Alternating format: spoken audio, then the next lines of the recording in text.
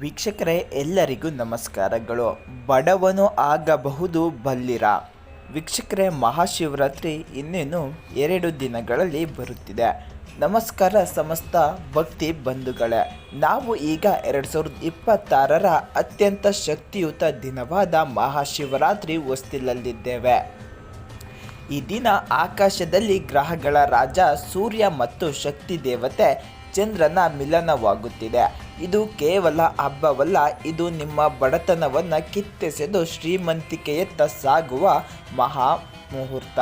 ವೀಕ್ಷಕರೇ, ಜ್ಯೋತಿಷ್ಯ ಶಾಸ್ತ್ರದ ಪ್ರಕಾರ ನಾವು ನಿಮಗೆ ತರುವ ಸಣ್ಣ ವಸ್ತು ಕೂಡ ನಮ್ಮ ಅದೃಷ್ಟವನ್ನು ಬದಲಿಸಬಹುದು ಅಥವಾ ನಮ್ಮ ಸರ್ವನಾಶಕ್ಕೆ ಕಾರಣವಾಗಬಲ್ಲದು.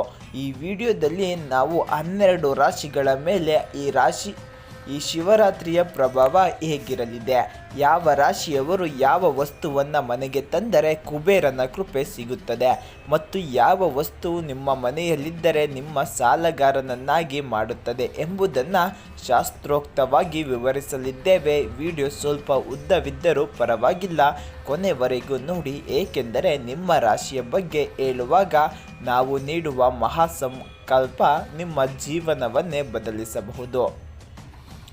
ಅಷ್ಟಲಕ್ಷ್ಮಿಯರ ಅನುಗ್ರಹಕ್ಕಾಗಿ 12 ರಾಶಿಗಳ ರಹಸ್ಯ. ಮೇಷರಾಶಿಯವರಿಗೆ ಅದೃಷ್ಟದ ವಸ್ತು ಕೆಂಪು ಚಂದನದ ಮಾಲೆ ಅಥವಾ ತಾಮ್ರದ ಶಿವಲಿಂಗ. ಈ ದಿನ ತಂದು ಪೂಜೆ ಕೋಣೆಯಲ್ಲಿಟ್ಟರೆ ಆರ್ಥಿಕ ಅಡೆತಡೆಗಳು ನಿವಾರಣೆಯಾಗುತ್ತವೆ. ಇನ್ನು ದಾರಿದ್ರ್ಯ ವಸ್ತುಗಳು, ಹಳೆಯ ಚರ್ಮದ ವಸ್ತುಗಳು ಅಥವಾ ಕಿಲುಬು ಹಿಡಿದ ಕಬ್ಬಿಣ ಇವು ಮನೆಯಲ್ಲಿದ್ದರೆ ನಿಮ್ಮ ಕೆಲಸಗಳು ಅರ್ಧಕ್ಕೆ ನಿಂತು ಹೋಗುತ್ತವೆ. ಮೇಷರಾಶಿಯವರೇ, ಮಹಾಶಿವರಾತ್ರಿಯ ದಿನ ಈ 2 ಕೆಲಸಗಳನ್ನು ತಪ್ಪದೆ ಮಾಡಿ, ನಿಮಗೆ ಅದೃಷ್ಟ ಒಲಿಯುತ್ತದೆ. ಇನ್ನು ವೃಷಭ ರಾಶಿಯವರು, ಅದೃಷ್ಟ ವಸ್ತು ಬಿಳಿ ಸ್ಫಟಿಕ ಮಾಲೆ ಅಥವಾ ಬೆಳ್ಳಿಯ ಬಿಲ್ಪತ್ರೆ. ಇದು ನಿಮ್ಮ ಮಾನಸಿಕ ಶಾಂತಿಗೆ ಮತ್ತು ಸುಖ ಭೋಗಕ್ಕೆ ಕಾರಣವಾಗುತ್ತದೆ. ದಾರಿದ್ರ್ಯದ ವಸ್ತು ಪ್ಲಾಸ್ಟಿಕ್ಕಿನ ಕೃತಕ ಹೂವುಗಳು. ಇವು ಮನೆಯಲ್ಲಿ ನಕಾರಾತ್ಮಕ ಶಕ್ತಿಯನ್ನು ಹೆಚ್ಚಿಸುತ್ತದೆ. ವೃಷಭ ರಾಶಿಯವರೇ, ಇದನ್ನು ತಪ್ಪದೆ ನೆನಪಿನಲ್ಲಿಟ್ಟುಕೊಳ್ಳಿ. ಮಿಥುನ ರಾಶಿ, ಅದೃಷ್ಟ ವಸ್ತುಗಳು ಹಸಿರು ಬಣ್ಣದ ಗಣೇಶನ ವಿಗ್ರಹ ಅಥವಾ ಪಚ್ಚೆ ಬಣ್ಣದ ಕಲ್ಲು. ಇದು ನಿಮ್ಮ ಬುದ್ಧಿಶಕ್ತಿಯನ್ನು ಹೆಚ್ಚಿಸಿ ವ್ಯಾಪಾರದಲ್ಲಿ ಲಾಭ ತರುತ್ತದೆ. ಇನ್ನು ದಾರಿದ್ರ್ಯದ ವಸ್ತುಗಳು ಕೆಟ್ಟು ಹೋದ ಗಡಿಯಾರ ಅಥವಾ ಎಲೆಕ್ಟ್ರಾನಿಕ್ ಉಪಕರಣಗಳು. ಇವು ರಾಹು ದೋಷಕ್ಕೆ ಕಾರಣವಾಗುತ್ತದೆ. ನೆನಪಿನಲ್ಲಿಟ್ಟುಕೊಳ್ಳಿ, ಇವನ್ನು ತಪ್ಪದೆ ಮಹಾಶಿವರಾತ್ರಿ ದಿನ ಮಾಡಿ. ಇನ್ನು ಕಟಕ ರಾಶಿ, ಅದೃಷ್ಟ ವಸ್ತು ಚಂದ್ರಕಾಂತ ಶಿಲೆ ಅಥವಾ ಬೆಳ್ಳಿಯ ಲೋಟದಲ್ಲಿ ಗಂಗಾಜಲ. ಇದರಿಂದ ನಿಮ್ಮ ಕುಟುಂಬದಲ್ಲಿ ಸದಾ ಪ್ರೀತಿ ನೆಲೆಸುತ್ತದೆ. ಇನ್ನು ಒಣಗಿದ ಗಿಡಗಳು ಅಥವಾ ತುಳಸಿ ಕಟ್ಟೆಯ ಬಳಿ ಕಸ ಇರುವುದು. ಇದು ನಿಮ್ಮ ಆರೋಗ್ಯದ ಮೇಲೆ ಕೆಟ್ಟ ಪರಿಣಾಮ ಬೀರುತ್ತದೆ, ಹಾಗೆ ನಿಮ್ಮನ್ನು ಸಾಲಗಾರರಾಗಿ ಕೂಡ ಮಾಡಬಹುದು. ಎಚ್ಚರಿಕೆ ಕಟಕ ರಾಶಿಯವರೇ, ಇದನ್ನು ತಪ್ಪದೆ ಮಹಾಶಿವರಾತ್ರಿ ದಿನ ಮಾಡಿ, ನಿಮಗೆ ಅದೃಷ್ಟ ಒಲಿದು ಬರುತ್ತದೆ. ಇನ್ನು ಸಿಂಹ ರಾಶಿ, ಅದೃಷ್ಟದ ವಸ್ತು ಗೋಧಿ ಅಥವಾ ತಾಮ್ರದ ನಾಣ್ಯ. ಶಿವನಿಗೆ ಇವುಗಳನ್ನು ಅರ್ಪಿಸಿ ಮನೆಗೆ ತನ್ನಿ, ರಾಜವೈಭೋಗ ನಿಮ್ಮದಾಗುತ್ತದೆ. ಸಿಂಹ ರಾಶಿಯವರೇ, ಮಂಕಾದ ಕನ್ನಡಿ ಅಥವಾ ಒಡೆದ ಗಾಜು ಇವು ನಿಮ್ಮ ಗೌರವಕ್ಕೆ ಧಕ್ಕೆ ತರುತ್ತದೆ. ಮನೆಯಲ್ಲಿ ಈ ವಸ್ತುಗಳು ಇದ್ದರೆ ಈ ಕೂಡಲೇ ಬಿಸಾಡಿ, ಹಾಗೆ ನಿಮಗೆ ಅದೃಷ್ಟ ದೇವತೆ ಒಲಿದು ಬರುತ್ತಾಳೆ ಶಿವರಾತ್ರಿ ದಿನ ಶಿವನ ಕೃಪೆಯಿಂದ. ಇನ್ನು ಕನ್ಯಾ ರಾಶಿ, ಅದೃಷ್ಟದ ವಸ್ತು ಹಸಿರು ಹೆಸರು ಕಾಳು ಅಥವಾ ಶಮಿ ಗಿಡಗಳ ಎಲೆಗಳು. ಇವುಗಳನ್ನು ಪೂಜಿಸುವುದರಿಂದ ಸಾಲ ಬಾಧೆ ಮುಕ್ತಾಯವಾಗುತ್ತದೆ. ಹಳೆಯ ಪತ್ರಿಕೆಗಳು, ರಾಶಿ ಅಥವಾ ಧೂಳು ಹಿಡಿದ ಪುಸ್ತಕಗಳು ಇವು ವಿದ್ಯಾ ದೋಷಕ್ಕೆ ಕಾರಣವಾಗುತ್ತವೆ. ಈ ವಸ್ತುಗಳನ್ನು ಈ ಕೂಡಲೇ ಬಿಸಾಕಿ. ಕನ್ಯಾ ರಾಶಿಯವರೇ, ಮಹಾಶಿವರಾತ್ರಿ ದಿನ ನಿಮ್ಮನ್ನು ಕುಬೇರರಾಗಿ ಮಾಡಿಕೊಳ್ಳುವ ಯೋಗ ನಿಮಗೆ ಬಿಟ್ಟಿದ್ದು. ಇನ್ನು ತುಲಾ ರಾಶಿ, ಸುಗಂಧ ದ್ರವ್ಯ ಅಥವಾ ಹೊಸ ಬಿಳಿ ವಸ್ತ್ರ. ಇದರಿಂದ ನಿಮ್ಮ ಆಕರ್ಷಕ ಮತ್ತು ಸಂಪತ್ತು ವೃದ್ಧಿಯಾಗುತ್ತದೆ. ಇನ್ನು ಹರಿದ ಬಟ್ಟೆಗಳು ಅಥವಾ ಅಶುದ್ಧ ಪಾದರಕ್ಷೆಗಳು ಪೂಜಾ ರೂಮಿನ ಹತ್ತಿರ ಇರುವುದು. ಇದರಿಂದ ನಿಮಗೆ ದರಿದ್ರ ಹುಟ್ಟು ಹಾಕುತ್ತದೆ. ತುಲಾರಾಶಿಯವರೇ, ಎಚ್ಚರಿಕೆ, ಮಹಾಶಿವರಾತ್ರಿ ದಿನ 2 ವಸ್ತುಗಳನ್ನು ತಪ್ಪದೆ ಮಾಡಿ, ನಿಮಗೆ ಅದೃಷ್ಟ ಲಕ್ಷ್ಮಿ ಒಲಿದು ಬರುತ್ತಾಳೆ.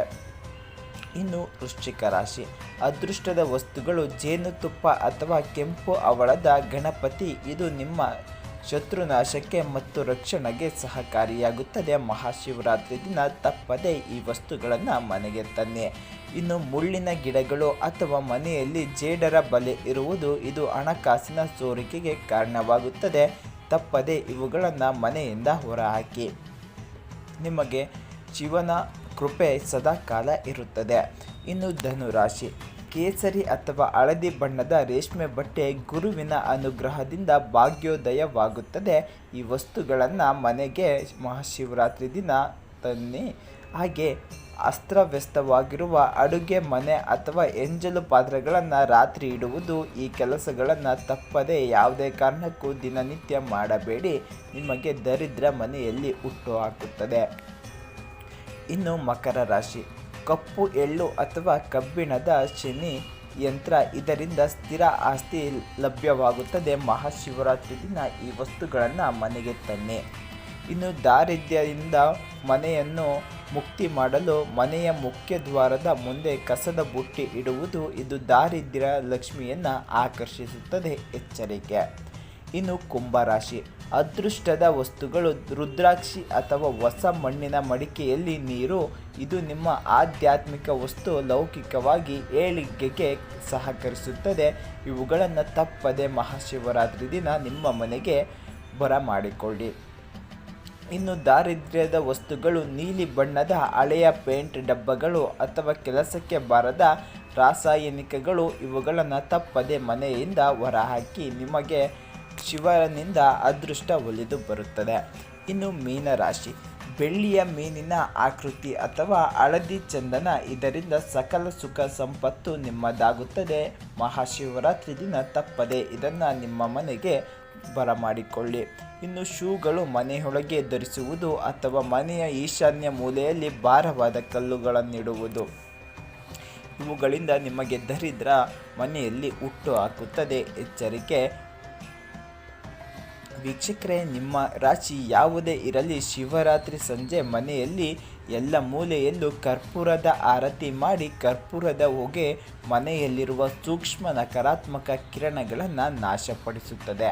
ನಂತರ ಮುಖ್ಯ ದ್ವಾರಕ್ಕೆ ಹಳದಿ ಮತ್ತು ಕುಂಕುಮದ ಸ್ವಸ್ತಿಕ ಚಿಹ್ನೆಯನ್ನು ಹಾಕಿ. ಇದು ಮಹಾಲಕ್ಷ್ಮಿಗೆ ನೀಡುವ ಆಮಂತ್ರಣವಾಗುತ್ತದೆ. ನೋಡಿದ್ರಲ್ಲ ವೀಕ್ಷಕರೇ, ಈ ಶಿವರಾತ್ರಿ ನಿಮ್ಮ ಪಾಲಿಗೆ ಅದೃಷ್ಟದ ಬಾಗಿಲು ತೆರೆಯಲಿದೆ. ಈ ಮಾಹಿತಿಯನ್ನು ನಿಮ್ಮ ಗುಂಪಿನಲ್ಲಿ ಶೇರ್ ಮಾಡಿ. ಹಾಗೆ ಪುಣ್ಯ ಸಂಪಾದಿಸಿ. ನೀವು ನಿಮ್ಮ ಹೆಸರನ್ನು ಮತ್ತು ರಾಶಿಯನ್ನು ಕಮೆಂಟ್ ಮಾಡಿದರೆ ನಮ್ಮ ಚಾನಲ್ ಪುರೋಹಿತರು ನಿಮಗಾಗಿ ವಿಶೇಷ ಸಂಕಲ್ಪ ಮಾಡಲಿದ್ದಾರೆ. ಮರೆಯದೆ ಓಂ ನಮಃ ಶಿವಾಯ ಎಂದು ಕಮೆಂಟ್ ಮಾಡಿ ಮತ್ತು ಸಬ್ಸ್ಕ್ರೈಬ್ ಬಟನ್ ಒತ್ತಿ ಆಶೀರ್ವಾದ ಪಡೆಯಿರಿ. ಪ್ರತಿಯೊಂದು ರಾಶಿಯ ಬಗ್ಗೆ ಹೇಳುವಾಗ